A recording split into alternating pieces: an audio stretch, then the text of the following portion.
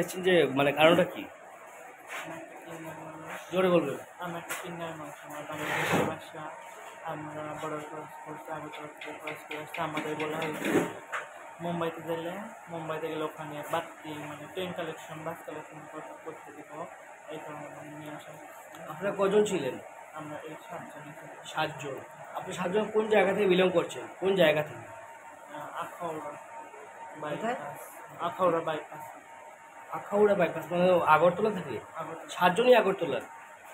আমার তো বাংলাদেশে আগে সবকটা বাংলাদেশে, 7 জন ওখানে এক জায়গায় হয়েছে।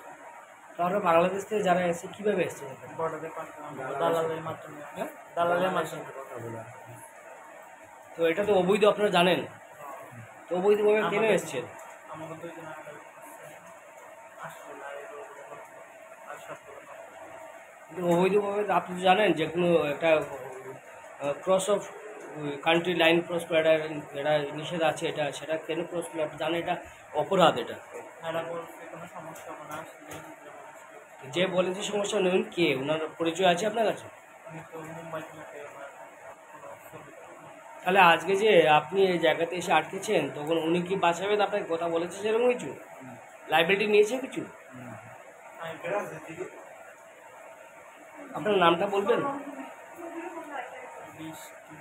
কি 20 টাইটেল নেই কিছু? আচ্ছা, আপনার সঙ্গে কজন? 7 জন।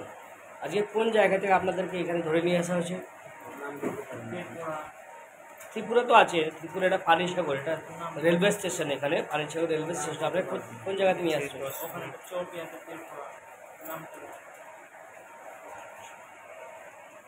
বিকেলবেলা আমাদের যে পানিসাগর পিএসএ নাকা পয়েন্ট আছে, সেখানে বিকেল চেকিংয়ের সময় আমরা একটা বাসকে চেক করছিলাম। তখন ওদেরকে আমরা সাসপিশিয়াসলি জিজ্ঞেস করি, তো ওদের কথায় আমরা বুঝে যাই যে ওরা বাংলাদেশি ন্যাশনাল। তারপর ওদেরকে নামিয়ে ওদের ডকুমেন্ট চেক করা হয়। যদিও 1-2 জনের আধার কার্ড এবং প্যান কার্ড শো করেছে, তারপরে আমরা যখন একটু হার্শলি ওদেরকে জিজ্ঞেস করি, তখন ওরা স্বীকার করেছে যে ওরা ফেক ডকুমেন্ট বানিয়েছে। আগরতলা থেকেই কেউ হয়তো ওদের জন্য ফেক ডকুমেন্ট রেডি করেছে। যাই হোক, ওরা স্বীকার করেছে ওরা বাংলাদেশি ন্যাশনাল এবং ওরা বোম্বে যাচ্ছে থ্রু গুয়াহাটি। পরবর্তীকালে আমরা ওদেরকে ডিটেইন করি এবং স্পেসিফিক কেস রেজিস্টার করা হচ্ছে ওদের এগেইনস্টে।